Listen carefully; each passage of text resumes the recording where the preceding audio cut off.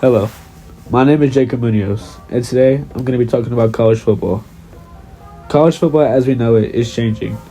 Over the past 5 years, we have seen tremendous changes. Conferences are no longer based off of geological location and tradition. They are now geared towards branding and marketability. Big name schools such as Texas and Oklahoma have left the Big 12 to join the already mighty SEC, which consists of football powerhouses Alabama and Georgia, just to name a few. But they are not the only athletic conference that have strengthened themselves. The often considered rival of the SEC, the Big Ten Conference, went ahead and added Oregon and USC along with two other high-profile schools. The Big Ten, like the SEC, already has football powerhouses of their own, such as Michigan and Ohio State, which need no introduction. Last year began a new era of college football with the 12-team playoff era and the new conference realignment. And this question is asked more frequently than ever now. How does athletic conferences influence athletes' performance on the football field? How much of an impact does conference affiliation really make when it comes to how a team of athletes perform on the football field? To dive deeper, I've conducted 3 interviews from people from schools with different conference affiliations to see their opinion on the question. This is my first interview.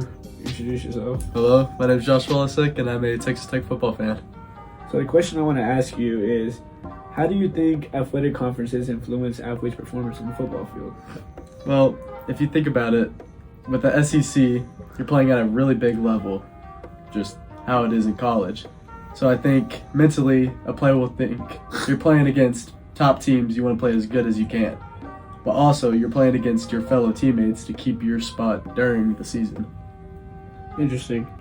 Okay, so a follow-up question I have is, do you think conference strength correlates with playoff success? Absolutely. If you look about it right now, Texas, with a 6-2 record, they're still in the playoff picture. Personally, I think, that's because they're in the SEC and they're a big team name. You hear the name Texas, you're like, dang, they should be good. So I feel like the AP voters are kind of giving them leeway. You can think of that, like maybe even if Ohio State was doing bad this year, maybe, I think they would do the same thing since they won the Natty last year. Interesting. So on that note of Texas Tech football, do you think that Texas Tech football suffers from perhaps being in the Big 12, which might not be regarded on the same prestige level as, say, the SEC or the Big 10? Absolutely. Because, if you look at it now, since Texas and OU left the Big 12, to be realistic, there's not much teams that really could go to the SEC and the Big 12 and play at a prestige level as they might be doing right now. So I think with Texas Tech, with how good they're doing, people still think, oh, they have an easy schedule. Oh, they shouldn't even be in the playoffs. But personally, I think it's just whoever the best team is, and that's how I think.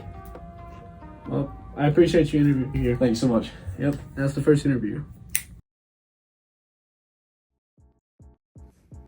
This is my second interviewee, a student from UNT. Introduce yourself. Hello, my name is Noe Avila, and I'm a freshman here at UNT. Okay, so my first question is, how does an athletic conferences influence an athlete's performance on the football field? Well, in the higher levels of athletic conferences, athletes are forced to face better competition, which then pushes every athlete to be the best version of themselves. So do you think the level of competition within a conference affects an individual player's development and performance? Yes, I do. I do believe it affects the individual development and performance because it elevates the skill level of every athlete and then it decreases the skill gap. Okay, so you are a student at UNT, which is a group of 4 school, correct? Yes. So do you think UNT could compete with teams like Georgia or Ohio State who are in more competitive conferences in the grand landscape of college football? Maybe not the big schools in the SEC, but I believe that the UNC could definitely compete with teams in the Big 12 and the ACC conferences. Okay. Thank you for your time. I really appreciate it. All right, thank you.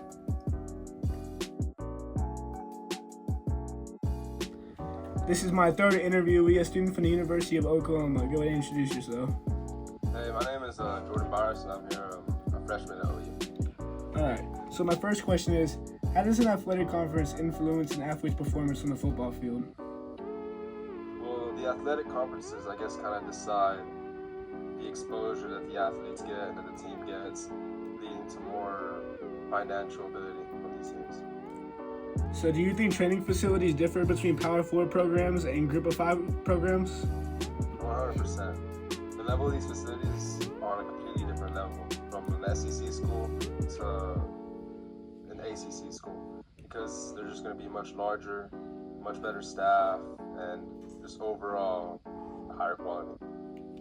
So you're an OU fan, correct? Yes. So do you think OU football is considered one of the higher tier college football programs? Because they're in the SEC and they're considered one of the higher conferences that receive the most funding Well, definitely. and exposure.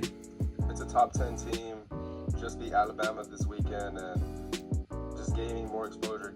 Coming in from the Big 12 all the way up to the SEC is a huge change and just gaining much more funding over these years. I really appreciate your time. Thank you. 100%. Every fan has their own biases and allegiances to their school's conference, and opinions vary. But the interviewees all had common ground when mentioning that some conferences vary by having better facilities, more money, and higher levels of competition. With this data, I can conclude that conferences do play a role in how athletes perform on the football field.